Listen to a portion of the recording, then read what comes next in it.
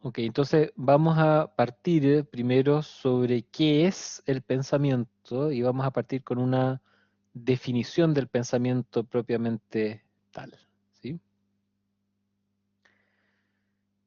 El pensamiento es un proceso psicológico, principalmente cognitivo, que se encarga de manipular representaciones mentales que representan la información y que a través de esta manipulación de representaciones mentales podemos tomar decisiones,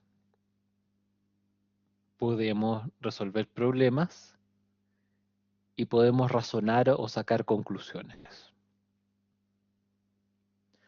Pensar entonces es un proceso psicológico, cognitivo, de carácter superior que implica usar representaciones mentales con las que nosotros resolvemos problemas, tomamos decisiones y razonamos, ¿sí? Ahora, uno podría pensar que los animales distintos de los seres humanos también pueden tener representaciones. Sin embargo, pensar no es algo que lo puedan conseguir de la misma manera que los seres humanos.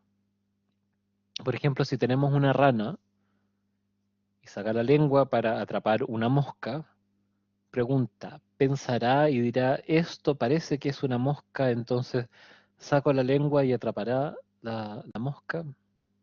O será tal vez que la rana ve una mosca y esa mosca tiene las características de algo comestible y entonces saca rápidamente la lengua y la atrapa. ¿Qué creen ustedes? ¿Pensará o lo hará de manera más automática? La verdad es que lo hace más automático, ¿no es cierto? Y entonces los investigadores dijeron, a ver, si las ranas tienen representaciones de cómo es una mosca, vamos a analizar cuáles son las características de la mosca que la rana tiene en su mente para capturar la mosca automáticamente.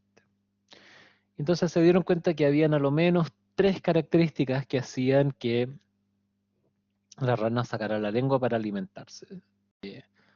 Primero el tamaño, ¿sí? Que el tamaño fuese parecido a un insecto, a una mosca. Y segundo, el tipo de movimiento que hacía el objeto. Entonces los científicos mezclaron eso y la mayoría de las veces que el objeto se movía como mosca y tenía el tamaño de una mosca, la rana sacaba la lengua automáticamente para comerse eso que estaba ahí, ¿sí? En el caso de los seres humanos, los seres humanos tenemos representaciones del mundo, ¿no? No tenemos el conocimiento tal cual es el mundo.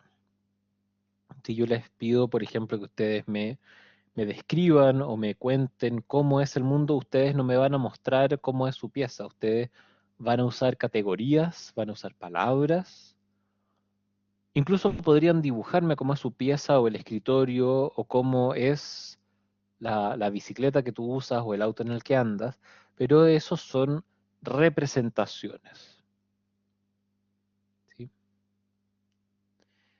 Cuéntenme si se escucha o no, ¿sí? Porque por ahí hay... Si alguien me escucha, diga que me está escuchando.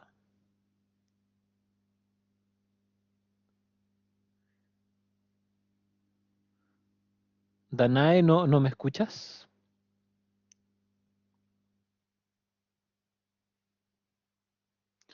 Danae, trata de reconectarte a la página.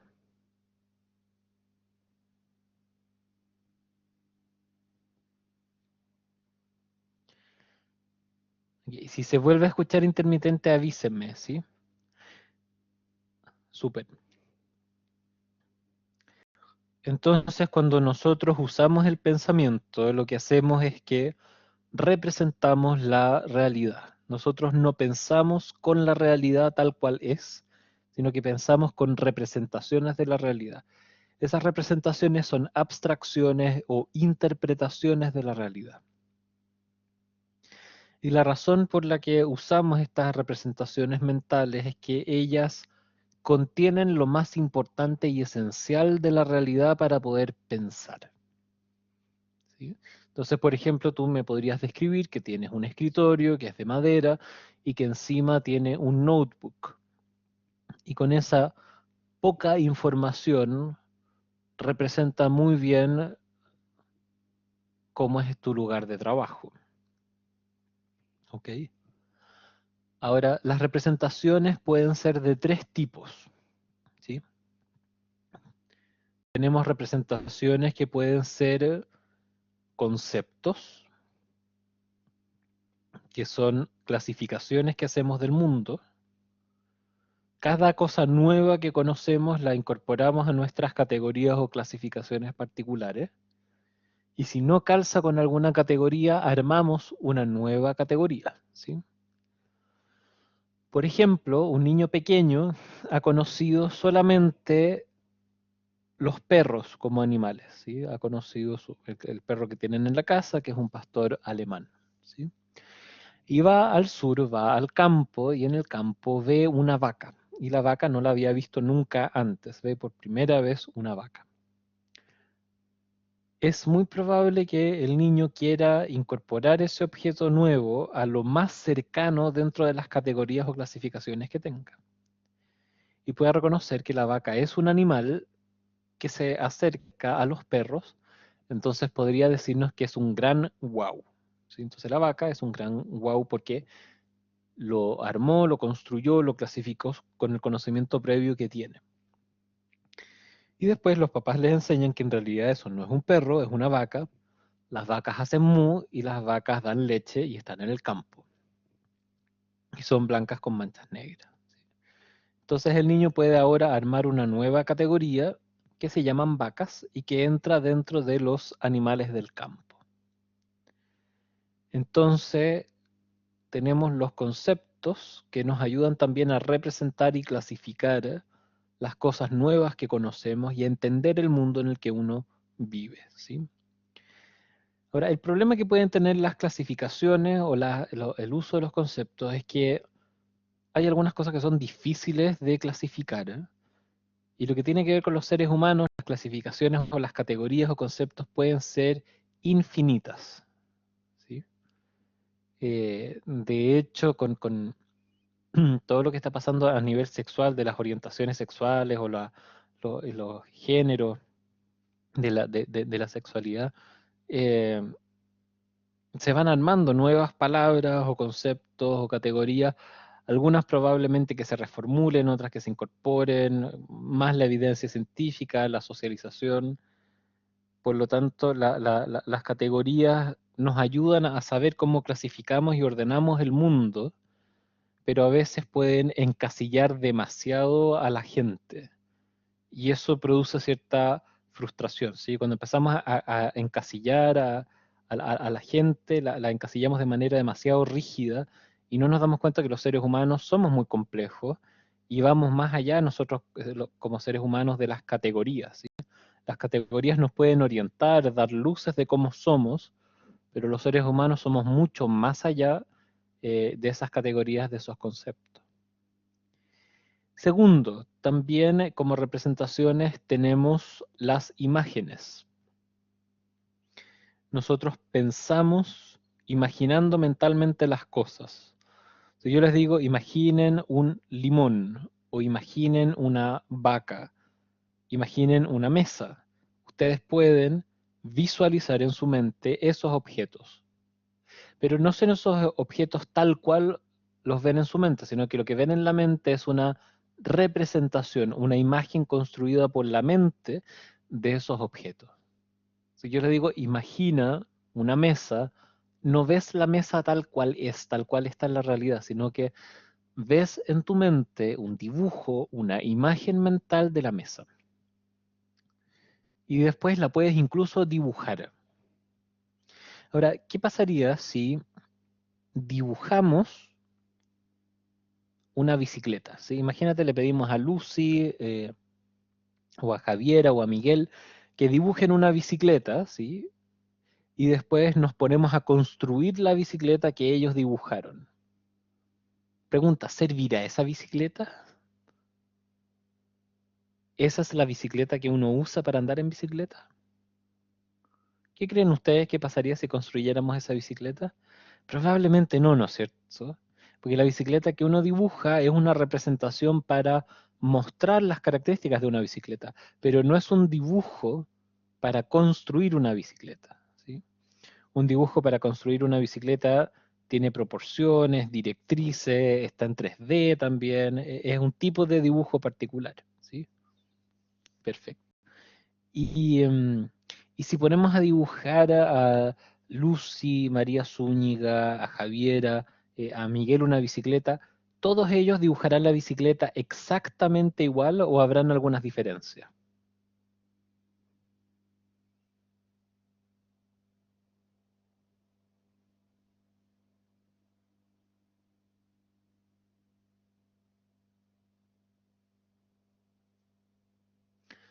Lo más probable es que hayan diferencias, pero diferencias no tan grandes, ¿sí? Probablemente lo más esencial y lo que compartan esos dibujos tenga que ver con que probablemente todos dibujan una bicicleta que tiene dos ruedas, ¿sí o no? Sin ruedas no podría haber un dibujo de bicicleta. ¿Se imaginan dibujar una bicicleta sin ruedas? No, muy poco probable, ¿sí? Y también es muy probable que haya un marco, ¿sí? Un marco en el que están puestas las ruedas, ¿sí? Ahora pregunta, para reconocer una bicicleta o dibujar lo esencial de una bicicleta, para que alguien lo pueda reconocer o expresar eso, ¿será esencial dibujarle pedales?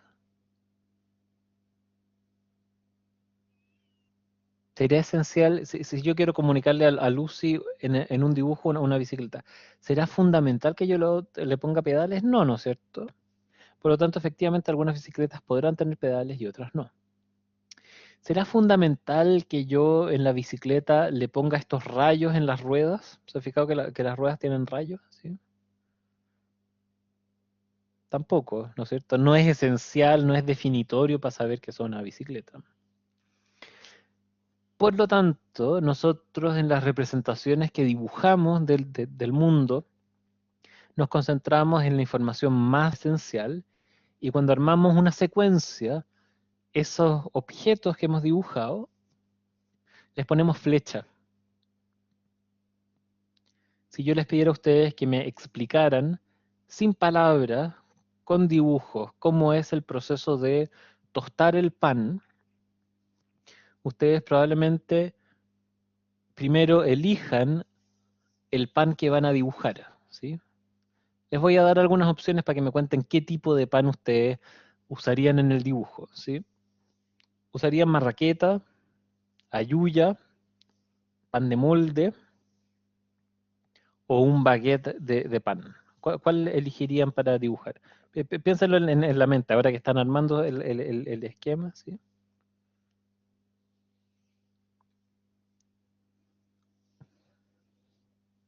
Marraqueta, perfecto. Un pan de completo, ¿sí? Sí, la instrucción es tostar el pan. El pan de completo, Felipe, ¿te suena el más fácil para explicar eso? A mí me llama la atención. Yo no sé, un completo no se come con el pan tostado, ¿no? O tal vez estoy súper perdido.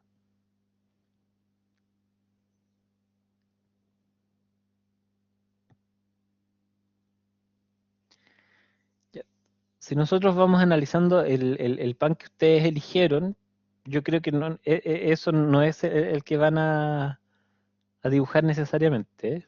Porque les di opciones, pero y cuando uno no da opciones, uno tiende a dibujar el mismo. Pero lo que la evidencia muestra en un experimento como este es que gran parte de la gente usa tipos de panes que son muy conocidos por el resto, que son muy representativos por el resto. ¿Sí? La mayoría tiende a dibujar mucho la imagen, la figura del pan de molde. Este es el que más se repite por lejos. Y en el caso de Chile, la marraqueta también se dibuja mucho. casi nada se dibujan los otros tipos de panes, ¿sí? Cuando los tienen que dibujar es como... Y van anotando los pasos. Entonces, por ejemplo, algunas personas ponen pasos muy iniciales, así como que van al supermercado, compran el pan, y todo esto le van poniendo flechas y le van poniendo los dibujitos y las flechas así para que la gente siga las conexiones de las flechas y llegue hasta el paso final. Por lo tanto, las imágenes no son solamente representaciones de cómo es el mundo pictóricamente o imaginativamente en tu mente, sino que las imágenes con las que pensamos también las podemos manipular y relacionar. Si queremos resolver un problema, si queremos comunicar un conocimiento, podemos usar las imágenes, y las imágenes lo que hacemos es ordenando, le ponemos flechas, y en esas imágenes usamos también hartos prototipos y elementos esenciales de lo que queremos comunicar o transmitir. Un tercer tipo de representación son las palabras, y en particular el lenguaje. Tú puedes pensar y resolver problemas conversando contigo mismo, usando las características del lenguaje. El lenguaje te permite pensar hipotéticamente, ¿sí? El lenguaje tiene tiempos verbales para decir, si hago esto y esto otro va a pasar o pasará. Tenemos un lenguaje que nos permite pensar, nos permite proyectar hipótesis a futuro, generar escenarios nuevos o imaginativos, ordenar nuestro pensamiento. Por lo tanto, nosotros pensamos usando conceptos o clasificaciones, pensamos usando imágenes mentales y pensamos usando palabras, ¿sí? Usando el lenguaje. Ahora, hacemos todo eso, ¿sí? Usamos estas representaciones para tomar decisiones, para resolver problemas y para razonar, ¿sí? Entonces vamos a conocer ahora cuáles son las operaciones del pensamiento. Y vamos a partir por la primera, que es la toma de decisiones. Tomar decisiones es elegir dentro de distintas opciones aquella opción que sea la más conveniente, la más informada, la más adaptativa. ¿Les ha tocado alguna vez tomar una decisión difícil? Si me pudieran mencionar a lo menos una decisión difícil, ¿sí?, que quieran compartir.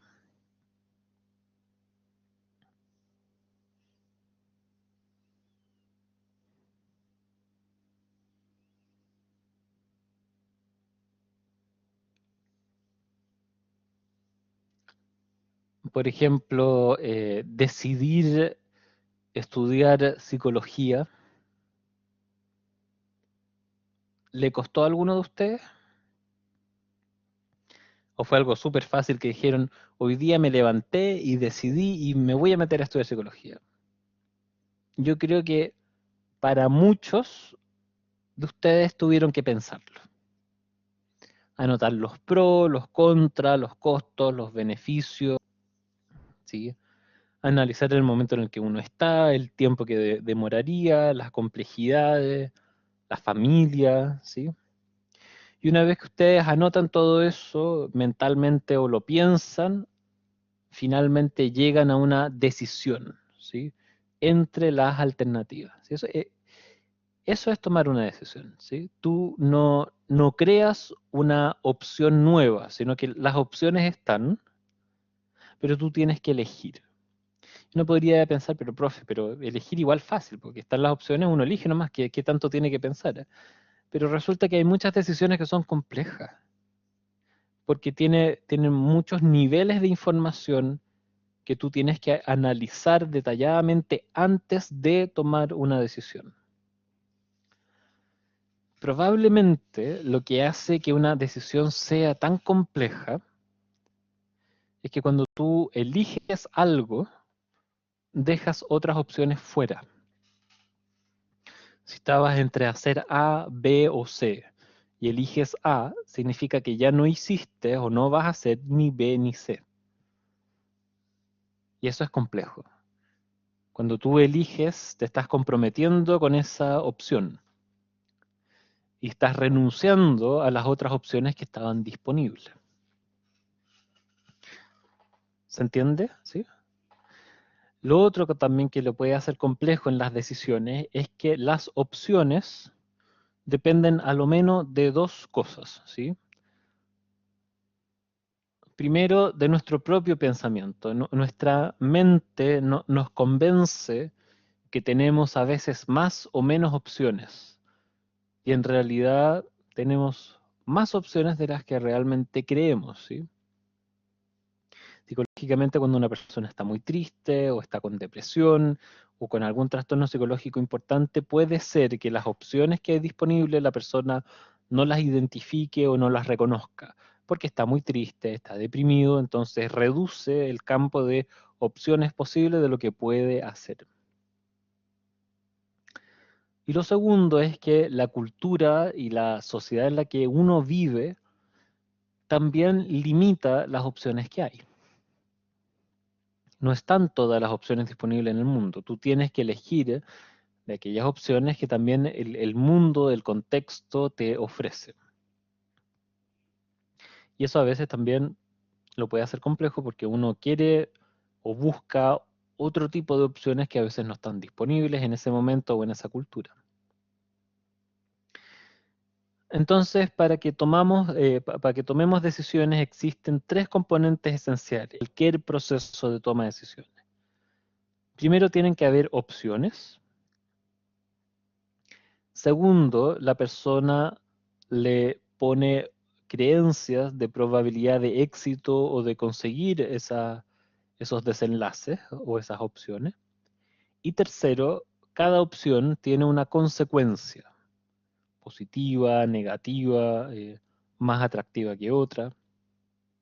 Entonces quiero que vean el siguiente ejemplo, ¿sí?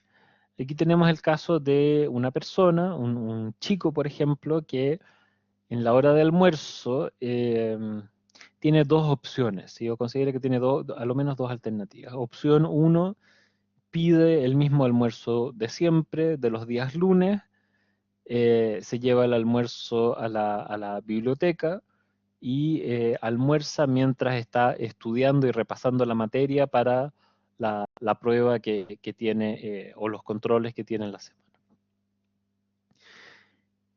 Eso es algo que hace todos los días lunes y una ventaja que le produce hacer eso es que saca buenas notas y le resulta. Y pide siempre el mismo almuerzo en el mismo lugar y tiene este hábito ya de estudiar mientras está almorzando los días lunes.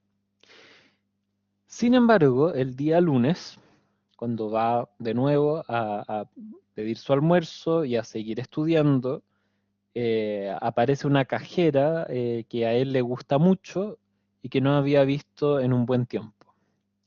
Y se pone a pensar que tal vez esta vez, en vez de ir a estudiar como lo he hecho siempre, llevándose el almuerzo, podría invitar a la cajera a tomarse un café durante el almuerzo o si no, más adelante en la tarde. Esa opción, elegir eso, es arriesgado, genera incertidumbre. Incertidumbre porque pueden pasar varias cosas, a lo menos dos. Que ella le diga que sí y acepte la invitación a tomar el café, y entonces él se siente contento, optimista y se valora a sí mismo, o puede ser que le diga que no, y él se siente decepcionado, que perdió el tiempo, que mejor no lo hubiese hecho, ¿sí? Y por otro lado, él va a pensar, según sus experiencias y sus creencias, cuál es la probabilidad de que ella le diga que sí o que le diga que no. Si es una persona que tiene baja autoestima, que ha tenido malas experiencias con las citas, puede ser que él piense que tiene 20% que ella le diga que sí. Si cree eso, si cree que tiene una muy poca probabilidad que ella le diga que sí, ¿qué creen ustedes? ¿Le preguntará o no? ¿Le preguntarían ustedes a alguien una cita a tomarse un café si están convencidos que les va a decir que no o que solamente hay un 20% que les diga que sí? Probablemente ni siquiera lo intenten, ¿sí? Porque esa creencia les va a convencer eso, ¿sí? ¿Por qué pasaría si sienten que tal vez me podría decir que sí igual? Igual no creo que me diga que sí, pero podría que sí, tal vez te arriesgas, ¿sí? O también pensemos en las consecuencias.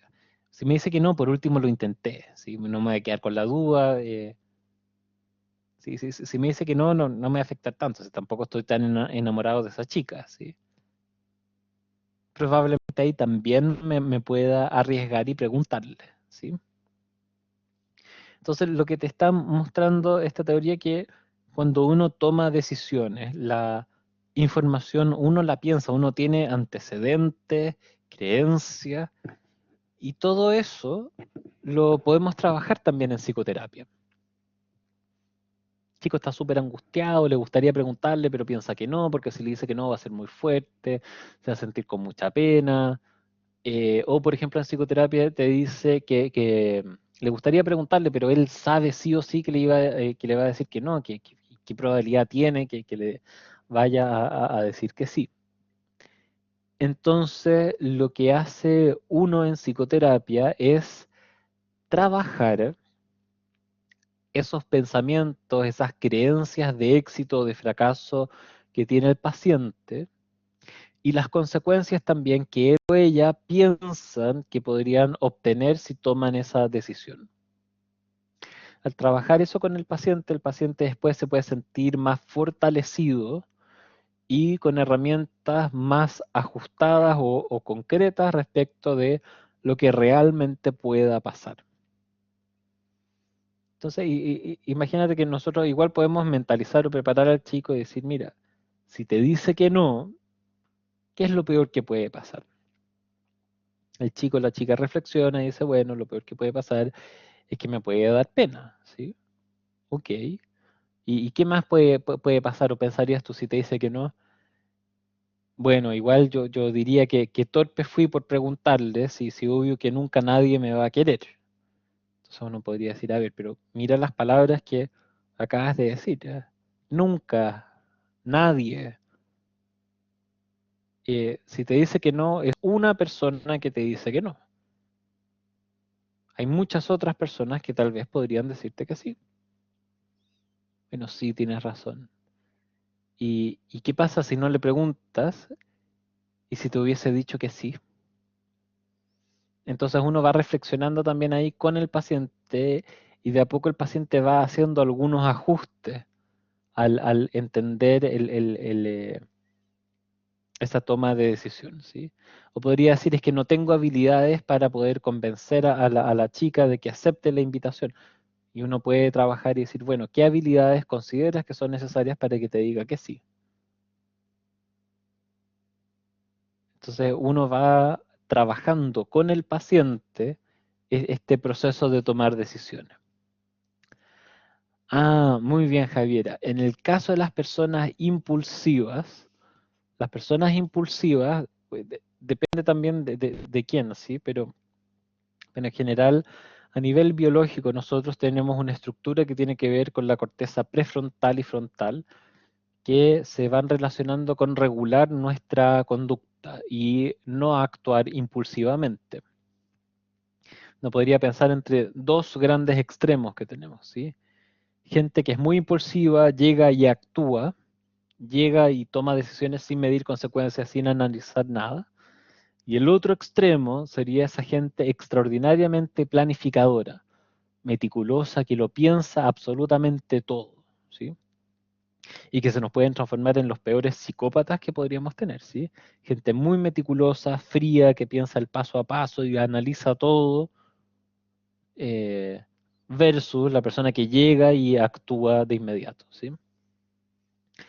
En el caso de las personas impulsivas actúan y después reflexionan sobre las consecuencias. en el caso de estas personas, si son muy impulsivas, trabajamos con apoyo de remedios.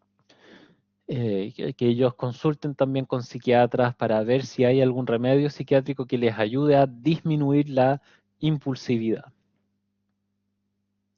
Y también podemos trabajar complementariamente con técnicas de meditación, de manera que ellos al momento que tengan que tomar una decisión tengan herramientas para disminuir el impulso. ¿Sí? En las interacciones con WhatsApp o con las redes sociales tienen que tomar muchas decisiones, ¿sí? Decisiones, qué mensaje escriben, cuánto tiempo esperan, a quién le escriben, qué cosa, ¿sí? Por lo tanto, la toma de decisiones está presente en gran parte de nuestras conductas durante el día, ¿sí?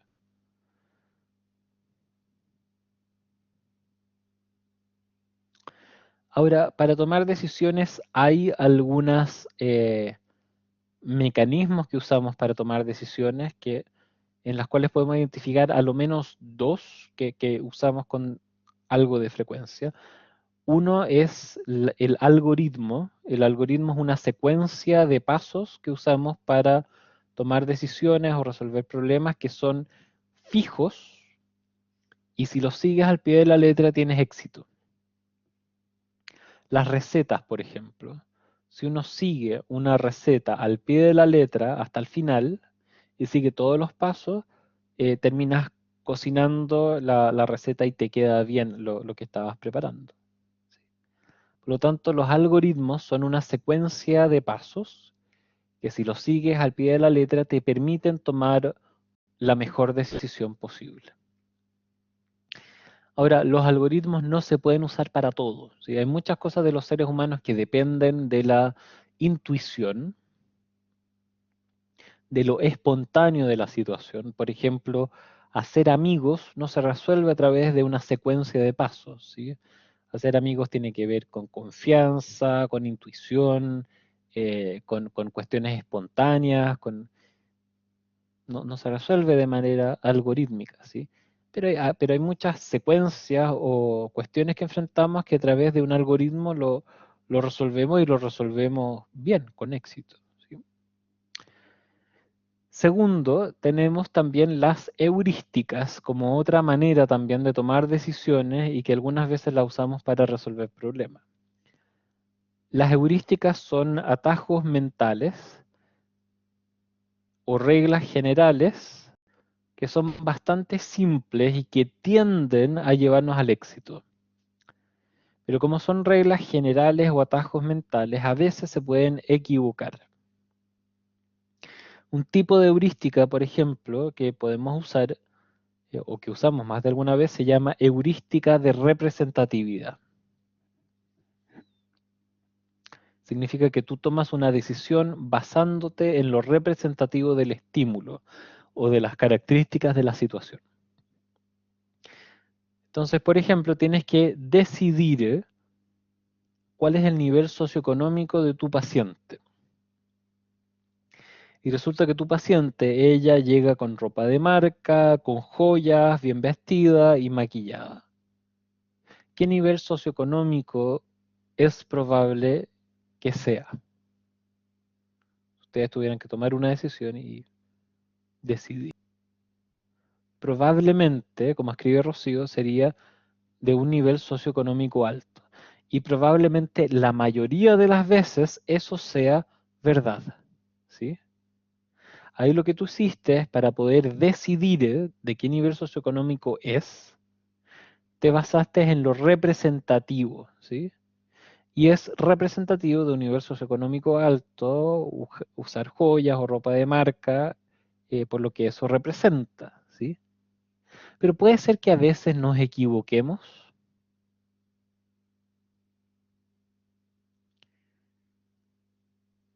Sí, y eso de hecho es un problema que tienen las heurísticas. Si bien es cierto, la mayoría de las veces nos llevan a buenas decisiones, hay muchas veces que se equivocan.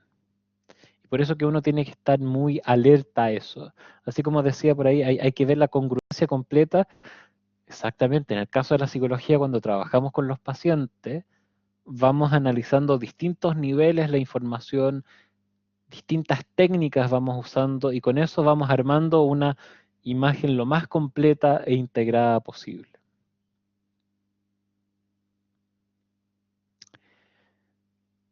Una segunda operación que hace el pensamiento es razonar. Razonar implica sacar conclusiones.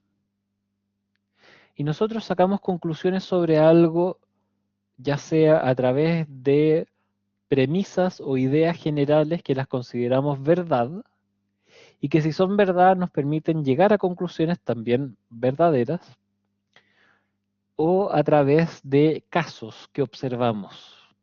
Y usamos ahí el razonamiento inductivo. En general vamos combinando muchas de estas, ¿sí? Pero es importante saber que nosotros sacamos las conclusiones ya sea a través de premisas que son ideas generales, que son verdaderas, y si son verdaderas, las conclusiones deberían serlo. Y por otro lado, también sacamos conclusiones sobre un fenómeno, sobre algo, a través de la observación del caso. ¿Cuándo falla el razonamiento deductivo? Uno, cuando las premisas o las ideas generales o las bases son falsas.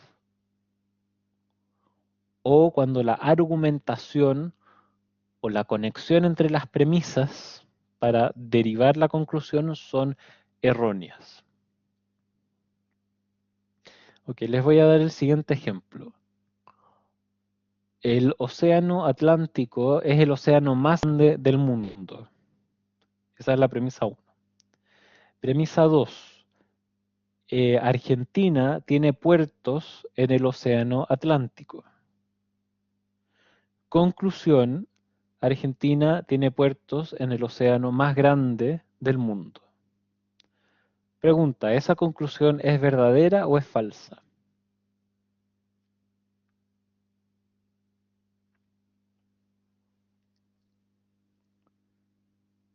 Ya, ok. ¿Por qué es falsa, Esther?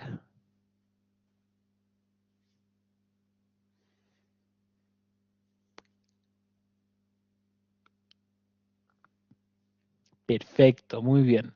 Porque el océano más grande del mundo no es el océano Atlántico. Muy, muy bien. ¿Sí? Y si lo analizamos en términos argumentativos, en términos de coherencia argumentativa, ¿esa conclusión es correcta o incorrecta? ¿Se sacó esa conclusión de manera correcta o se sacó esa conclusión de manera incorrecta?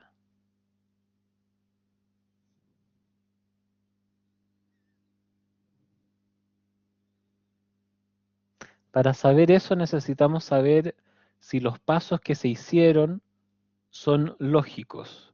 ¿Es lógico llegar a esa conclusión?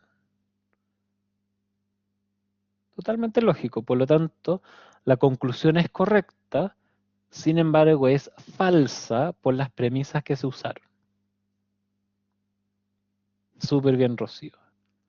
Entonces, cuando ustedes deciden o piensan o sacan la conclusión de qué es lo que tiene el paciente, uno tiene que considerar las premisas que sean verdaderas. Si tú alguna de las premisas te equivocas y consideras como verdadera una premisa que es falsa, la conclusión termina siéndolo también. Y lo que hace la ciencia se encarga principalmente de la verdad de las premisas y tener información para que esas premisas se mantengan verdaderas, ¿sí? Y la filosofía se encarga de analizar la lógica de las premisas para llegar a la conclusión, ¿sí? Perfecto. Entonces, si las premisas son verdaderas y hay una argumentación lógica, la conclusión es entonces correcta. Si las premisas tienen errores o son falsas, o la forma de deducir información es incorrecta, la conclusión también lo es y también puede ser falsa. Por eso que es muy importante saber viendo lo que uno está hablando para llegar a una buena conclusión. Si uno no tiene claro qué es lo que estás hablando, la depresión, el trastorno bipolar, etcétera, puede ser que llegue a una conclusión que parece ser lógica y sin embargo que es falsa. Por otro lado, también podemos sacar conclusiones usando un tipo de razonamiento que se llama inductivo. Vamos de casos particulares o casos que observamos en la realidad de manera controlada y sacamos de esos casos reglas generales. ¿Sí? Por ejemplo, yo fui al sur, observé montones de vacas y las vacas que encontré eran blancas con manchas negras. Y yo concluyo que las vacas del sur deben ser todas blancas con manchas negras, o la mayoría son blancas con manchas negras. Pregunta, ¿esa afirmación o esa conclusión puede ser falsa? ¿Efectivamente todas las vacas en el sur son blancas con manchas negras? ¿O pueden haber vacas que son cafés o negras? No, ¿no es cierto? Súper bien, Rocío. Por lo tanto, para que yo saque una buena conclusión sobre un fenómeno desde el razonamiento inductivo, tengo que haber hecho una observación muy exhaustiva y representativa de la realidad. Por ejemplo, haber pasado por todas las regiones y los campos del sur. Y ahí yo puedo concluir que efectivamente hay un 90% de probabilidad de que una vaca sea blanca con manchas negras. ¿Se entiende? Exactamente. Cuando dices tú todos los hombres son malos, eso es una premisa que se organiza, pero del razonamiento deductivo. Y es inductivo cuando lo razonas de la segunda manera que lo estás argumentando, Rocío. Sí. En el caso de la psicología clínica, nosotros tenemos que tomar decisiones sobre qué enfermedad o trastorno presenta el paciente. Y como esos criterios se armaron a través de la observación, lo hacemos inductivamente. Llega el paciente, analizamos la información que trae el paciente y chequeamos si esa información calza con los criterios de clasificación de trastornos mentales. Y los libros que usamos o los criterios de clasificación de trastornos mentales son principalmente dos. Son más que dos, pero principalmente hay dos que usamos mucho. El DSM. DSM significa Manual Estadístico de Trastornos Mentales. La edición actual de ese manual es la quinta edición, esa es la más reciente. Y ese manual de clasificación de trastornos lo publica la Asociación Psiquiátrica Norteamericana. Y en ese manual, que es un libro grande de unas 1200 páginas, que está en español y en inglés, y hay algunas versiones reducidas o resumidas, te dice cuáles son los criterios que debe cumplir un paciente para tener alguna de las enfermedades que aparecen ahí. Te dice, por ejemplo, si cumple con estos 4 criterios, entonces es muy probable que el paciente presente un diagnóstico de depresión mayor. Pero como las personas somos diversas y somos complejas, a veces no se cumplen todos esos criterios y siempre te termina habiendo una opción que dice sin especificar. Y estos acuerdos sobre cuáles trastornos existen se vuelven a revisar cada 4 o 5 años. Cada 4 o 5 años los psicólogos, los psiquiatras, los neurólogos se reúnen, se ponen de acuerdo sobre cuáles son los trastornos mentales que hay y los vuelven a escribir o a actualizar en ese libro que es el DSM-5 y probablemente después sea el DSM-6, etc. También hay otro manual que es bueno que conozcan que se llama el CIE 10. Se escribe CIE y 10 es la edición de ese manual. ¿Sí? Exactamente, ahí lo escribió Esther, súper bien. El CIE 10 es un manual de clasificación también de trastornos mentales. Y sus códigos también tienen códigos con los que pueden traspasarlo. Entonces, por ejemplo, a veces te piden el diagnóstico que esté ajustado al CIE 10 y tú lo hiciste en DCM, lo que haces es que buscas a qué equivale en el CIE 10. ¿Sí? Así que eso también es bastante bueno porque puedes los equivalentes y ajustarlos al manual de clasificación. Entonces lo que uno hace es que observa, entrevista al paciente y analiza esos criterios, ¿sí? Y los códigos que van a encontrar son para ver con qué lo relacionas si lo tienes que traspasar o usar en el lenguaje del CIE 10, ¿sí? Esa es una de las razones para las que usamos esos códigos, ¿sí? También hay algunas versiones para celular donde tú anotas el código o después uno también se va aprendiendo de memoria, ¿sí? ¿Cuáles son los códigos que tienen que ver con los trastornos ansiosos o los que tienen que ver, por ejemplo, con los trastornos depresivos o anímicos? También hay unos números Esther, pero no me acuerdo bien en este momento. Creo que son del DCM4-TR, que es la versión anterior al 5, que es el nivel de funcionamiento del paciente y que es un cálculo que uno hace con ciertos criterios que tiene el DCM y ese número te ayuda a saber sobre qué tan severo es el trastorno que presenta. Así que también ahí tienes otro número que de repente usamos en el funcionamiento del paciente. Todos estos manuales no están libres de polémica. De hecho, hay organizaciones, hay una organización que creo que es el NIMH o que son organizaciones que trabajan en el área médica o psiquiátrica o neurobiológica, que no están de acuerdo con algunas cosas del DSM o del CIE-10. ¿Sí? De hecho, creo que el DSM-3 consideraba la homosexualidad como una enfermedad y después de varios años en los que los psicólogos, psiquiatras, neurólogos investigaron si efectivamente calzaba como una enfermedad la homosexualidad, se dieron cuenta que en realidad no, y lo eliminaron, ¿sí? Hay personas que piensan que hubo ahí una cuestión conspirativa de la izquierda internacional y de los extraterrestres y de qué sé yo.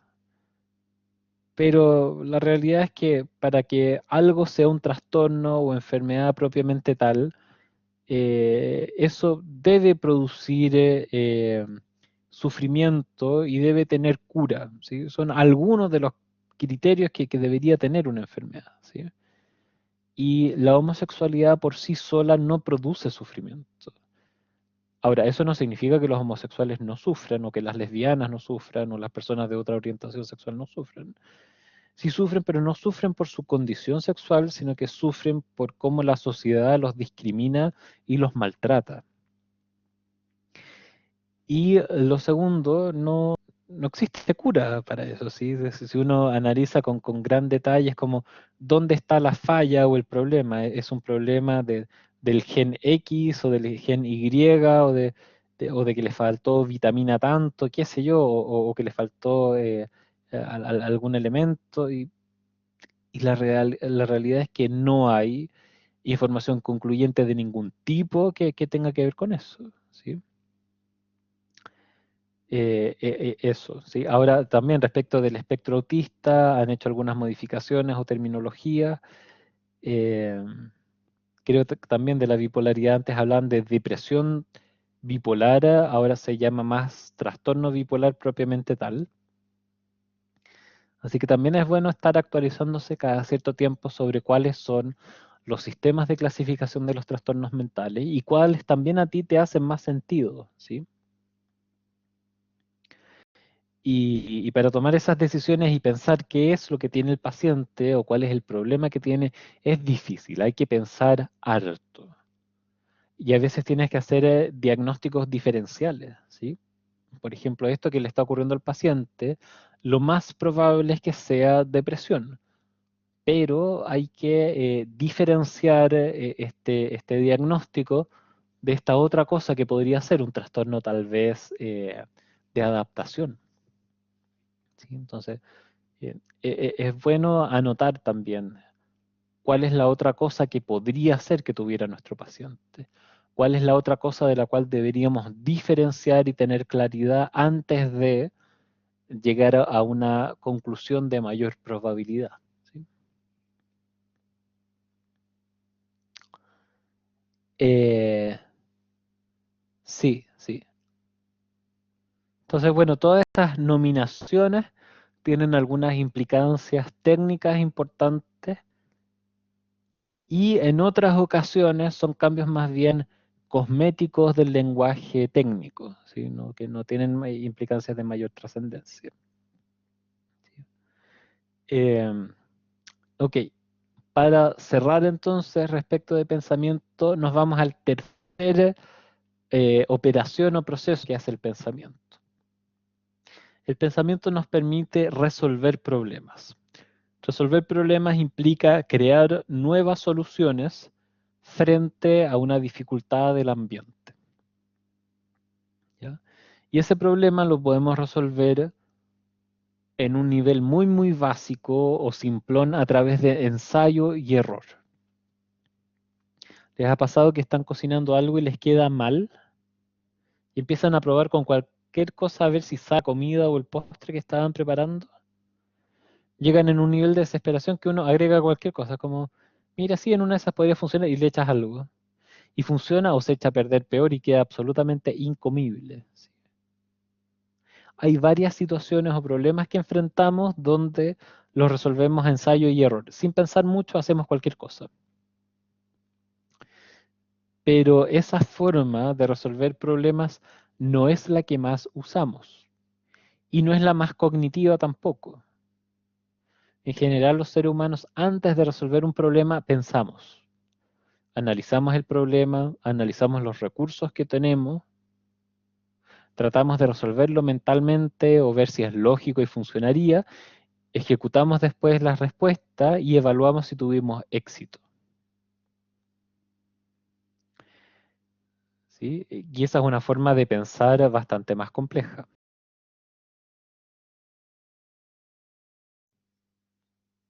Entonces, para resolver problemas pasamos por tres etapas.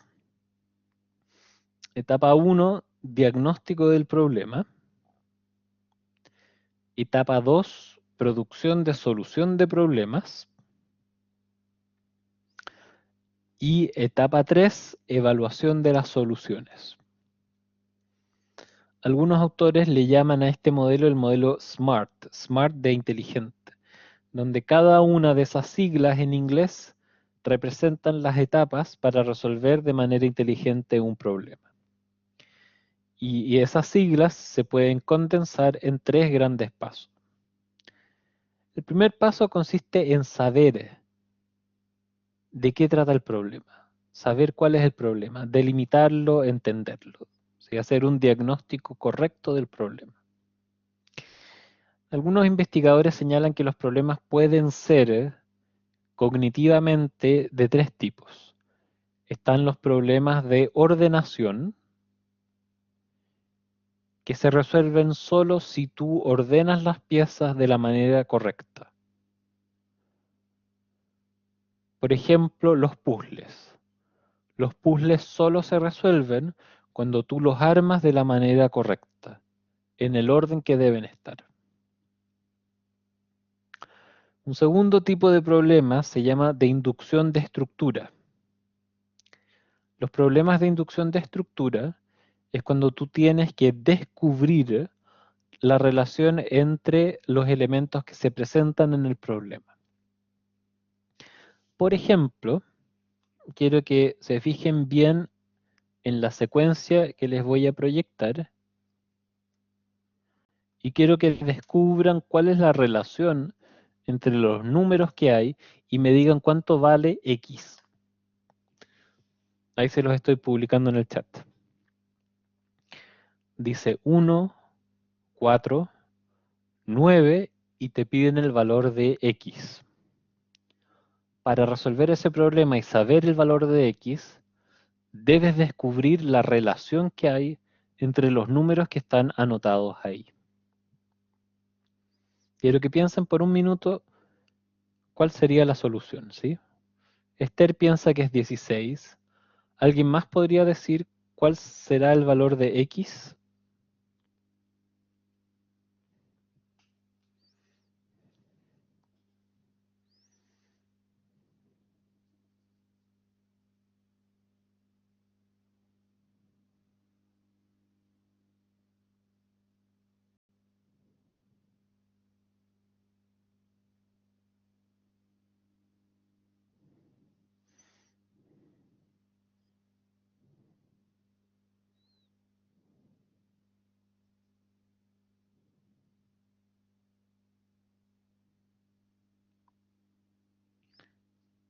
Perfecto, entonces tenemos la siguiente respuesta, ¿sí?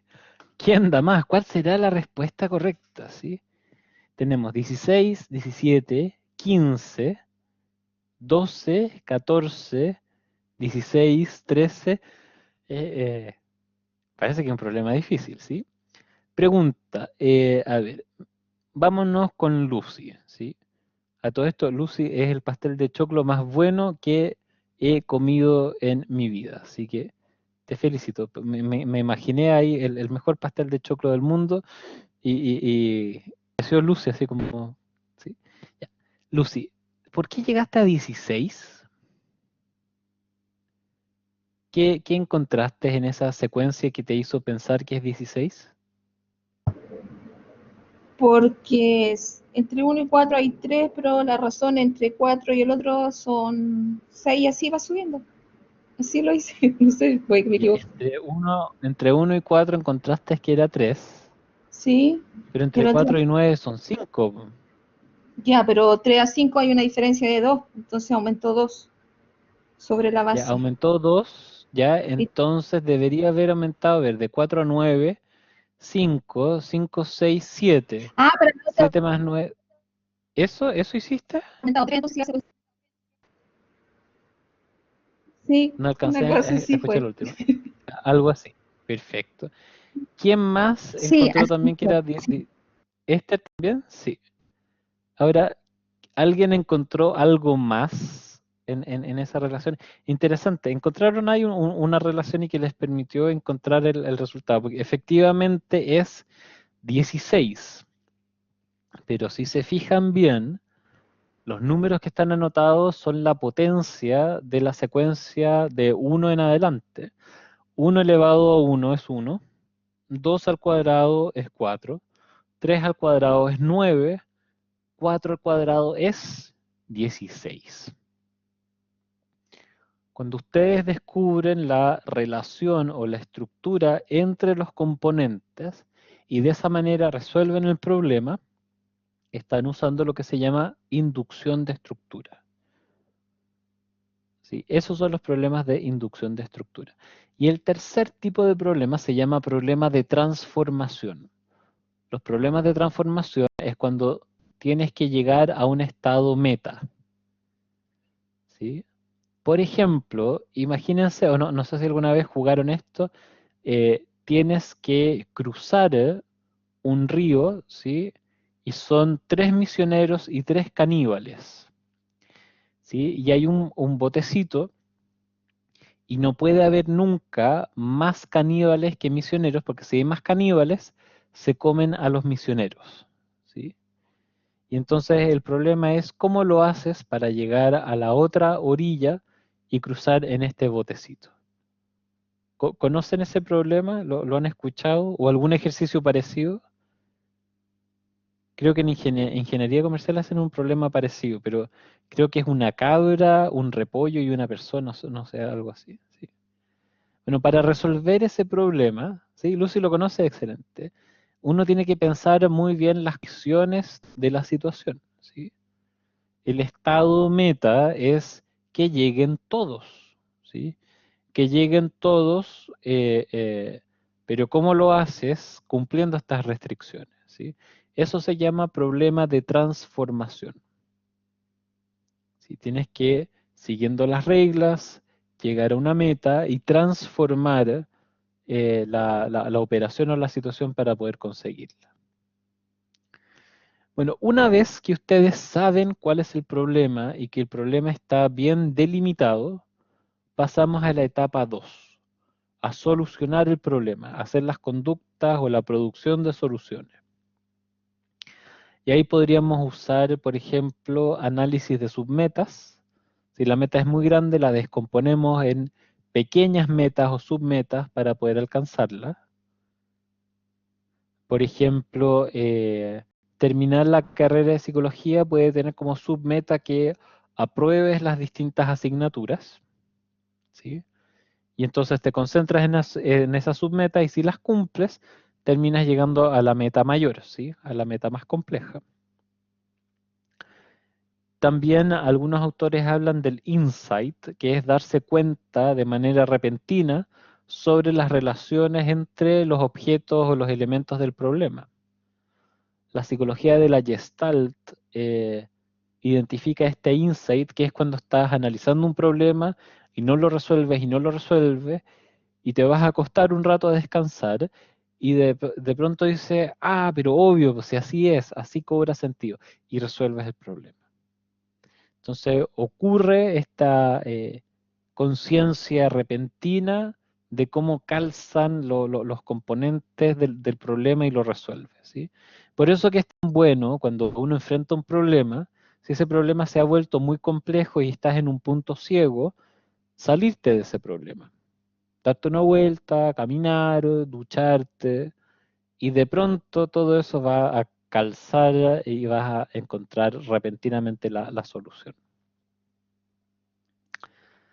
Y finalmente, la tercera etapa de resolución de problemas es evaluar si las soluciones que tú usaste funcionaron para resolver bien el problema o si hay otras formas mejores para resolver el problema. ¿Les ha pasado alguna vez que han resuelto un problema y la próxima vez que tienen un problema similar tratan de optimizar o mejorar esa estrategia de solución? Como ya conocen bien el problema, ya saben cómo funcionan las soluciones, los seres humanos tendemos a optimizar, a mejorar nuestras estrategias, ¿sí? Incluso cuando las estrategias son súper buenas, igual nos quedamos pensando un poco si podríamos hacer algo mejor, para que sea más fácil, para que sea más rápido, para que sea mejor. Finalmente, para terminar este bloque, nuestro pensamiento tiene a lo menos dos estilos o formas de pensar, y ambas conviven en cada uno de nosotros. Hay una forma de pensar más bien convergente, el cual le vamos a llamar pensamiento convergente, y tiene que ver con pensar parecido al resto de las personas. Porque uno podría decir, es que somos todos distintos, todos pensamos diferente, eso es falso. Hay muchas cosas que pensamos parecido. Hay muchos problemas que los resolvemos de manera parecida. Y que entendemos y nos acordamos y generamos respuestas que sean comunes, respuestas que son estándares al resto y que las usamos, ¿sí? Sin embargo, en situaciones complejas, donde no hay una respuesta estándar,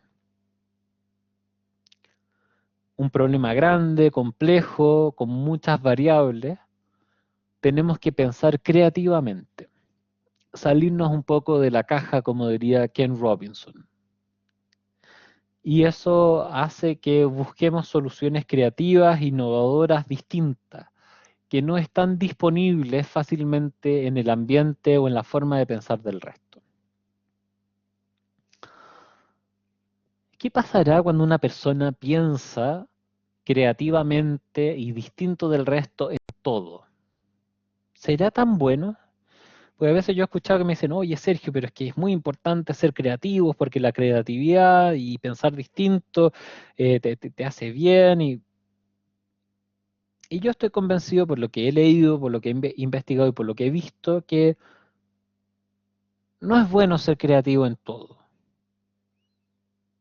Me imagino un segundo, imagínate que tenemos un cargo de cajero. ¿Servirá que la persona que es cajero sea muy creativa? Que se ponga a pensar creativamente nuevas maneras para dar el vuelto. Para nada, ¿no es cierto? Eso es súper mecánico, simple, mecanizado, ¿sí? Pero para otras cosas sí es necesario que seamos creativos. Y sí es necesario también que seamos flexibles, que eso también es interesante. El pensamiento necesita ser flexible en varios elementos o situaciones, ¿sí? ¿Se acuerdan que les comenté esta película Atypical, ¿sí? Las personas que tienen autismo también, que tienen un funcionamiento de autismo, ¿sí? Ellos tienen una forma de pensar que es bastante rígida. Y precisamente porque es muy rígida, les cuesta adaptarse a situaciones que requieren de mayor flexibilidad o de pensamiento creativo. ¿Sí? Ahora, muchos hablan de lo importante de la innovación y de la creatividad. La creatividad y la innovación son importantes, pero les vuelvo a insistir, no todos pensamos o trabajamos en cualquier situación creativa. La creatividad es importante, pero hay que saber cuáles también son sus límites. No tenemos que inventar la rueda si ya existe y ya funciona. ¿Sí? Y, y finalmente una pregunta para cerrar con una reflexión. ¿No les llama la atención que con tanto conocimiento, teorías, hemos hecho la vida más difícil que simple? Si uno viaja en el tiempo hace 100 años atrás, 200 años atrás, tener una casa no era tan complicado como lo es ahora. Ahora te tienes que endeudar, trabajar por 30 años más y recién ahí quizás vas a tener tu casa, ¿sí? Si quieres trabajar tienes que estudiar más y trabajar más y me quedé pensando, y esto se lo compartí a algunos de mis estudiantes, voy a ver si lo encuentro para que también ustedes lo puedan mirar más adelante, pero algo hemos hecho que con tanto pensamiento, teorías y conocimiento, la vida la estamos transformando en algo tan complejo que a veces uno entiende por qué los pacientes te dicen que sienten que la vida se está transformando en algo invivible. Eh, y es porque de verdad se está volviendo algo muy complejo. Si tenemos el conocimiento, las habilidades, ¿por qué no empezar a usar eso para simplificar? ¿Sí? Ahí tienen un video que pueden guardarlo y verlo después. Es una charla que hace Jonjan Dai. Él es de Tailandia, creo, si mal no me equivoco. Y a Jonjan Dai le dicen, oye, si quieres ser exitoso, si quieres ser feliz, si quieres conseguir las metas de tu vida, te tienes que ir del campo a Bangkok. Y en Bangkok, en la ciudad, tienes que estudiar muchísimo, trabajar muchísimo, y así tal vez te puedes comprar tu casa, puedes trabajar y ganar un sueldo y ser feliz. Y John Yandai pensó que eso era verdad y le calzaba y decía, sí, yo quiero ser feliz, yo quiero ser exitoso, quiero que me vaya bien, entonces voy a ir a Bangkok. Y va a Bangkok y descubre algo que lo deja muy preocupado.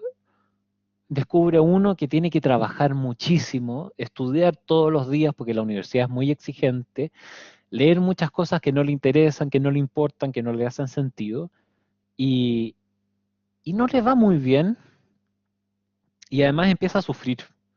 El aire está contaminado, la pieza que arrienda es una pieza súper chiquitita, que tiene que pagar mucho para tener esa pieza. Y además en la universidad le acaban de decir que tiene que hacer un magíster de 5 años más para recién empezar a trabajar. Y el sueldo que obtiene con ese magíster tampoco es tan alto, ¿sí? Entonces él dice, a ver, deténgame un momento, no, no, no, no, no, no, sí, no, yo de aquí me bajo, ¿sí? Volvió al sur, volvió al pueblo campesino del que venía y él dijo, tiene que haber otra manera de vivir. A mí esta manera de vivir no me hace sentido, no me convence, no me gusta, sufrí. Y él vuelve, y no vuelve así flojo a no hacer nada, sino que vuelve a pensar cómo tal vez en el sur se podrían hacer las cosas, ¿sí? En el sur el aire está limpio, en el sur él puede comprar un pequeño terreno, compra de hecho un terrenito, empieza a conversar con la comunidad, empieza a recolectar unas tablas de madera y arma una pequeña choza que él le llama su casa y que le gusta porque tiene una buena habitación y le construyó después un baño bien armado y empezó a trabajar recolectando arroz. Bueno, en ese pueblo en el que él vive, se planta y se cosecha el arroz durante 2 meses. Por lo tanto, él tuvo que trabajar mucho durante 2 meses y con el dinero que le pagaron de la cosecha del arroz, pudo vivir con las necesidades básicas y que él necesitaba durante el resto del año. O sea, pudo vivir 10 meses sin tener que trabajar mucho en nada. Entonces la gente se sorprende cuando él cuenta esto. Dice, pero ¿cómo es posible que eso pueda pasar? Bueno, existe. En el sur, en ese pueblito, en ese contexto, se puede. ¿Sí? Y él también comenta, dice, pero también vean lo que yo quiero y lo que yo entiendo como felicidad. ¿Sí? Yo no quiero un superauto, no quiero la superconexión de internet. A mí lo que me interesa es hacer lo que a mí me gusta, lo que a mí me hace sentido. Y me di cuenta que trabajando 2 meses mucho, me quedan 10 meses libres y esos 10 meses los usé en caminar, conversar, escuchar, contemplar y aprender. Y aprendió que construir estas chozas le resultaba fácil. Y empezó a construir unas chozas más grandes, unas casas más bonitas. Y también descubrió que en su terreno tenía más espacio para plantar verduras. Y entonces empezó a plantar verduras. Y se dio cuenta que le sobraban verduras de las que él realmente necesitaba para consumir y empezó a vender las verduras restantes. Con eso le empezó a quedar un excedente y lo empezó a ahorrar para su salud y lo empezó a ahorrar para ayudarle a la gente a que invirtiera o partiera su propio negocio. Bueno, cuento corto, en la actualidad John Yandai tiene varios terrenos que compró en el sur.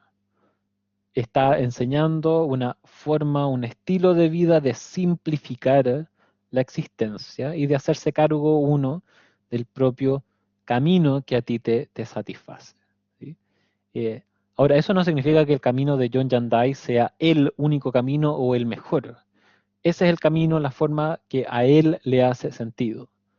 Pero él generó una reflexión tremendamente profunda, a mi parecer, que no nos hacemos cargo sobre qué tan complicado o simple es nuestra vida. Entramos en una carretera, en un camino hacia la ciudad y los procesos complejos y terminamos complejizando demasiado la vida, sin detenernos, sin reflexionarnos. Ahí escribe Esther, dice, ¿no será que no hemos podido traducir los conocimientos adquiridos en ideas? No solamente eso, Esther, yo creo que además ha pasado algo que creo que también es bien horroroso. No sabemos aprovechar bien el tiempo de otra manera que no sea trabajar o reventarnos en fiestas. No sabemos o nos cuesta todavía descubrir que en el hacer nada, en el caminar, en el compartir, en el contemplar, si bien es cierto, no vas a ganar más plata, pero vas a ganar más conocimiento. vas a saber más también del mundo en el que estás. Cuando uno está absorto en el trabajo todo el rato, todo el rato, todo el tiempo, cuando queda el momento libre, tu cuerpo se desploma. Descansa, sí, pero lo que compartes en ese momento que estás descansando es muy poco. No estás con la energía o la capacidad suficiente de contemplar. No estás con la energía suficiente de sacar el máximo provecho o capacidad de estar con el otro. No sé si les ha pasado alguna vez cuando uno está con su pareja, cuando uno está con el otro, con la otra persona, y no puede estar porque estás cansado, estás reventado, has tenido una semana de mucho trabajo, proyectos, y cuando estás con la otra persona aquí y ahora, estás pensando también en el futuro. Las deudas que tienes que pagar, la tarea que tu hijo tiene que llevar el día lunes, el disfraz de tiranosaurio Rex que debe llevar tu hija el día martes. ¿Se entiende? Entonces, es una reflexión que es bien bonita la que hace John Yanday. Así que ahí también se la compartí en la charla. ¿Dudas? ¿Preguntas? ¿Sí? Lucy, la primera persona que nosotros tenemos somos nosotros. Y la segunda compañía que tenemos son nuestros proyectos también, nuestras metas. Las metas tienen un poder enorme, ¿sí? Lucy, te lo voy a decir, te lo voy a comentar en serio. Aunque no creas eso que parece así como divertido y simplón, puede transformarse en el proyecto de tu vida. Si tú realmente te hace sentido y quieres irte al sur, comprarte un terrenito, vender pastel de choclo y hacerlo bien y tomártelo en serio, yo te aseguro, Lucy, que te puede ir mejor que a todos nosotros. Y te lo voy a comprobar cómo. ¿Te acuerdas del caso de John Yanday que te decía? Cuando John Yanday se va al sur, él estaba en tercer año de universidad. Él después vuelve a la ciudad a ver a sus amigos. La mayoría de sus amigos estaba estudiando magíster con una deuda gigantesca para pagar el departamento que habían comprado algunos en 50 años de cómodas cuotas, y él ya había comprado 3 terrenos y había construido una casa. O sea, él le ganó a la mayoría de los amigos. ¿Sí? Y te puedo contar también otra anécdota que de repente se los comento a mis estudiantes. Ojo, este no es este es el camino que cada uno elige. ¿Sí? Lo importante es que te haga sentido, te convenza y quieras trabajar por ese proyecto. Un primo mío de segundo grado se fue a Estados Unidos cuando tenía 18 años. ¿Sí? Había recién salido del colegio. Y se va con los papás a Estados Unidos porque los papás eran diplomáticos y tenían que estar afuera y trabajar en Estados Unidos por un año. Y yo me encuentro con mi primo porque me tocó estar en Washington por un tiempo, en Maryland, y nos encontramos y conversamos un rato. Y yo le digo, primo, ¿qué piensas hacer un año? Estás en Estados Unidos, puedes aprender cosas nuevas, cultura distinta también. Y mi primo, como buen adolescente promedio de 18 años, dice, voy a descansar, aprender inglés y practicar la guitarra. En eso se resumía su magistral plan de ese año. Y yo le digo, primo, ¿por qué no aprovechas y combinas un poco el tema de la música y aprendes algo que no conoces mucho y que te podría servir para la música? ¿Por qué no aprendes a usar un software para grabar música? Y así puedes grabar tu música de guitarra, pero hazlo un poco más profesional, ¿sí? Métete a un buen curso técnico en el que te enseñen a usar de los software que más se usan para grabar música. Y ahí yo le recomendé el Pro Tools, que era un software que se usaba mucho antes, todavía se usa ahora, es como el software para grabar música profesional en la época que él estaba. Ahora también se usa, pero hay muchos otros programas de grabación musical. Y mi primo tomó el curso, era un curso técnico, duraba un año, le fascinó.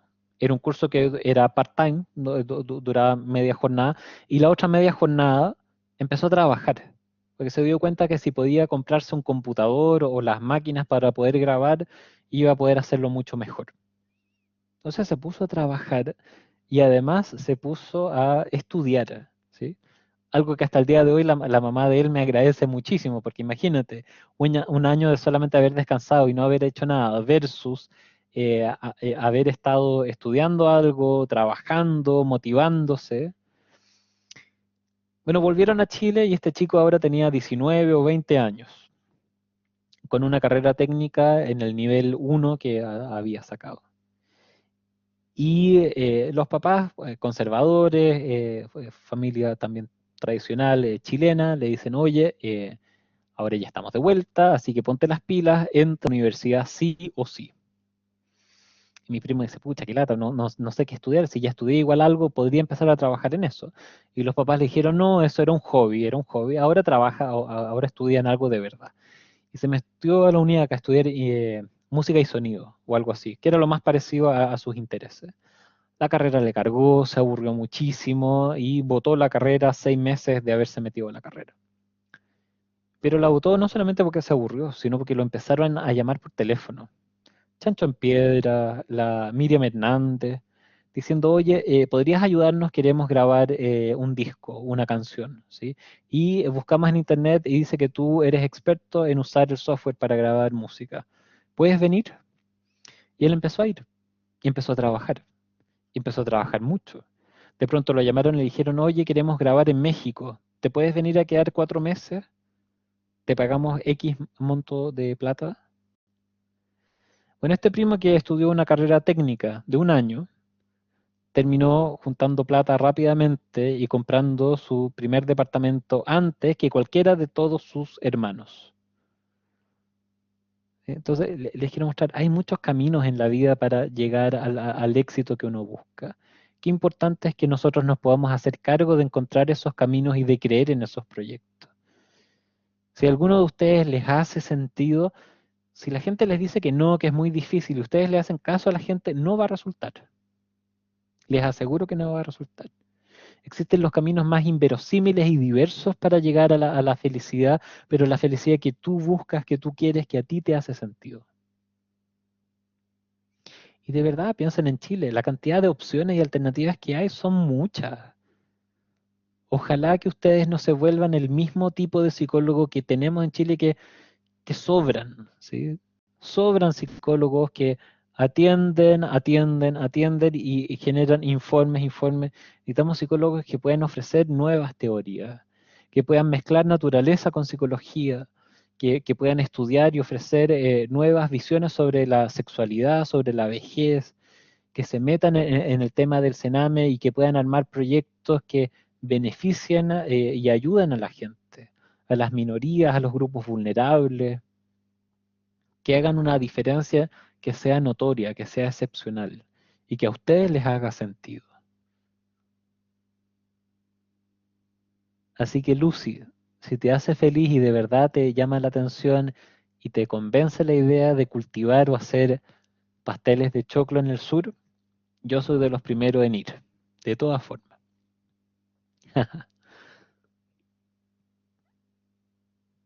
¿Algún comentario? Sí. Te tienen hasta nombre. ¿Sí?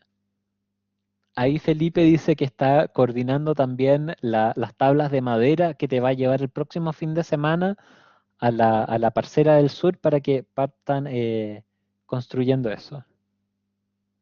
Fuera del deseo, lo llegan a hacer y les puede ir mucho mejor de lo que se imaginan. Psicoterapia con pastel de choclo incluido. Excelente.